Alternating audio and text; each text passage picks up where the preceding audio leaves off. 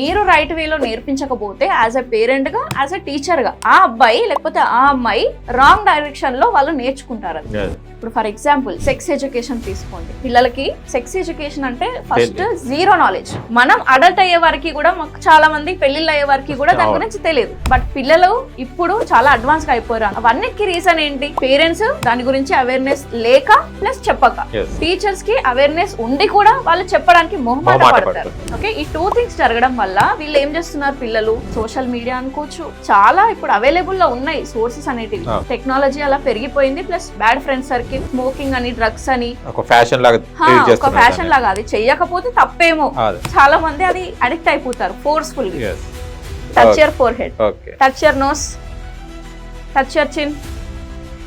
చూసారా, ఇది చిన్న, ఇది చిన్న. మీరు ఏం చేస్తారు? ఇప్పుడు నేను చెప్పింది మీరు వినట్లేదు అనుకున్నారు కానీ చూసి నేర్చుకున్నారు. సో ఇక్కడ పేరెంట్స్ కూడా అదే చేస్తున్నారు. ఇద్దరు పేరెంట్స్ మధ్యలో గొడవలు అయినాయి అనుకుందాం. అప్పుడు ఏం చేస్తారు? ఇద్దరు మీడియేటర్ ని పెట్టుకుంటారు. మన పిల్లలు నాన్నకు చెప్పు, ఫోన్ అక్కడ ఉంది, లేకపోతే వ్యాలెట్ అక్కడ ఉంది, లేకపోతే మమ్మీకి ఫైల్ అక్కడ పెట్టమని చెప్పు, ఏదో ఒకటి చెప్పడానికి మధ్యలో వీళ్ళని వాడుకుంటారు. అప్పుడు పిల్లలకి ఏమవుతుంది?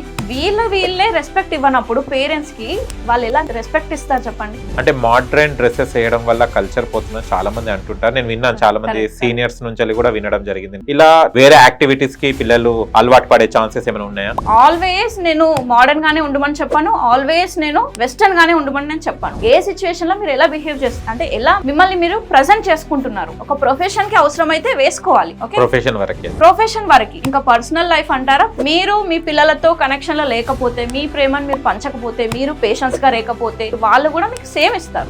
పిల్లలు టాంట్రమ్స్ చూపిస్తారు, ఏడ్ చేస్తున్నారు, అవన్నీ ఎందుకు వస్తున్నాయి అంటే ఈజీగా ఇచ్చేయడం. పిల్లలకి ఎప్పటి వరకు అయితే what is good, what is bad అనేది నేర్పించకపోతే ఆబ్వియస్లీ వాళ్ళు రాంగ్ డైరెక్షన్ లో టాంట్రమ్ చూపించడము, ఇవన్నీ ఏడవడము, ఇవన్నీ చేస్తారు.